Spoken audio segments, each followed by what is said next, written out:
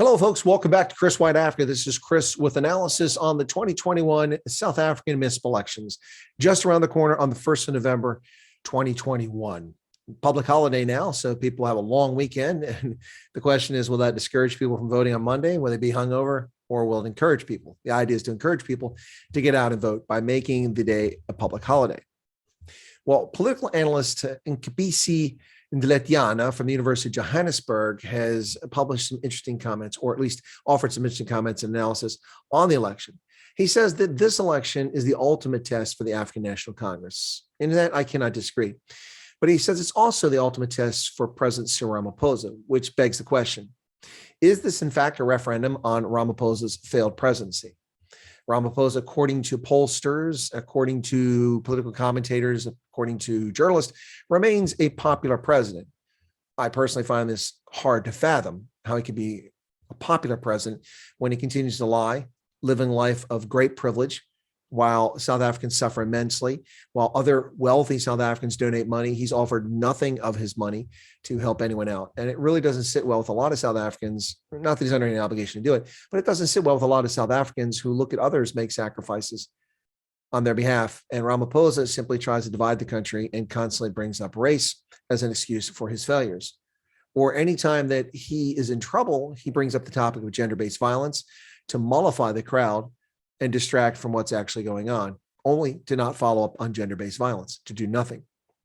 So will this be a referendum on Cyril Ramaphosa's presidency? Well, if the ANC does poorly, it'll certainly be argued. In fact, if the ANC does abysmally, which I would hope for, then that's hardly unbiased, but hey, the ANC deserves the scorn. If they do as poorly as I hope they do, no, not holding my breath here, then he wouldn't survive as president of the party. I would expect the best I would like to see is the drop to 35% nationally in this election. Not likely to happen, but it's something to aspire to. If that were to happen, he would be long for the presidency and would be unseated by his own party. Now, he also thinks that that is, of course, the analyst who's a professor at the University of Johannesburg, that's Ndletiana, also believes that this 2020 municipal election could be a strong indicator of how parties will fare in the 2024 national elections. On this issue, I disagree with him. It could be a strong indicator, but the odds are that so many new parties have come along and a lot of people are going to glom onto them in the hope that something will come of it, likely leading to split councils and fractious coalitions in many municipalities. And rather than seeing a trend for the major parties, what we're going to see is a lot of these smaller parties do well and then fizzle out in the national elections, which makes it difficult to predict what's going to happen with the major parties. Also, I disagree because 2016 municipal elections were not in any way an indicator of what would happen in 2019 at the national elections. 2016, the Democratic Alliance did exceedingly well. The ANC did very poorly. The Freedom Front Plus didn't do anything. And then the 2019 elections, the ANC did poorly. The DA did poorly. And the Freedom Front Plus came out of nowhere to get a decent number of seats once again in parliament. So not really a good indicator, municipal versus national elections, especially since these issues are local issues and are not likely to be the reason for people to go to the polls in 2021. So I'm torn on that assessment. Now, the ANC promises to do better. They promise to clean out the corrupt and inept politicians in their ranks. But as Ndletiana says, ANC voters are disgruntled and disillusioned, with good reason. Trust in the African National Congress has plummeted from 62%, according to Afrobarometer polls, back in 2006 to just 27% in 2021. 62 to 21% trust in the ANC. So people don't trust the ANC. It's not a trustworthy party. And after the decade plus of state corruption, it's hardly a surprise that people don't trust the ANC with their vote. But the opposition isn't much better. It's just 24%. In 2011, that figure is at 40%. Opposition parties were trusted at 40% and now just 24%. So it seems that people are disillusioned across the board. Now, just because ANC voters are disillusioned and angry with the ANC doesn't mean that will translate into votes. As Ndletiana correctly points out in Nelson Mandela Bay in 2016, ANC voters just stayed home. But the thing is if ANC voters stay home, that is as good or better than people crossing over from one party to another. Opposition parties don't need a lot of votes in wards around the country to take control of a ward.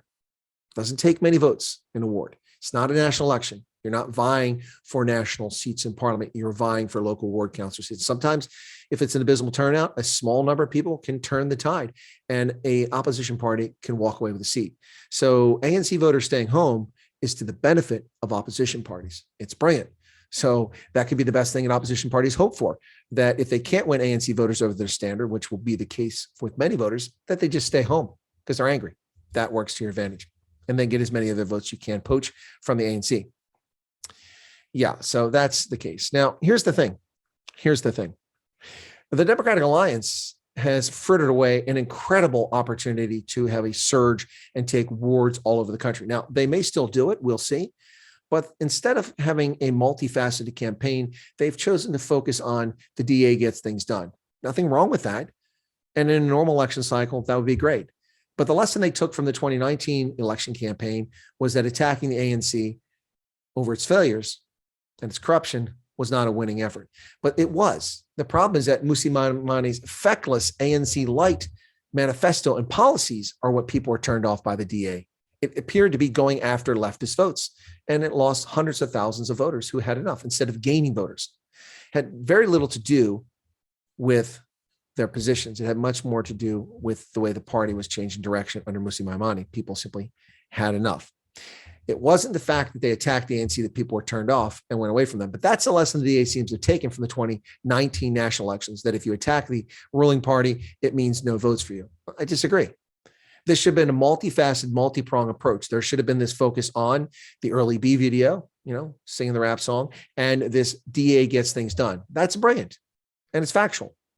And it can win votes. But at the same time, this is a golden opportunity. The ANC has gifted you one foible, one failure after another. They made it so easy to defeat them in the election.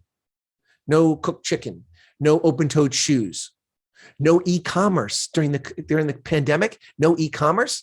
How moronic was that?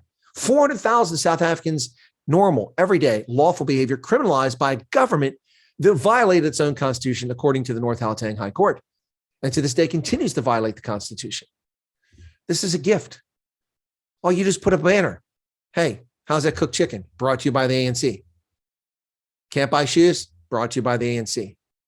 Riots, looting, your business destroyed, your home destroyed. Is your job up in smoke? Brought to you by the African National Congress. It's a piece of cake, folks. And then every single day, you don't even have to focus on the corruption. Just focus on the ineptitude, the riots, the looting took place in July in South Africa, and also focus on the internal civil war, a party that's at each other's throats. And that's not who people want to lead them in South Africa.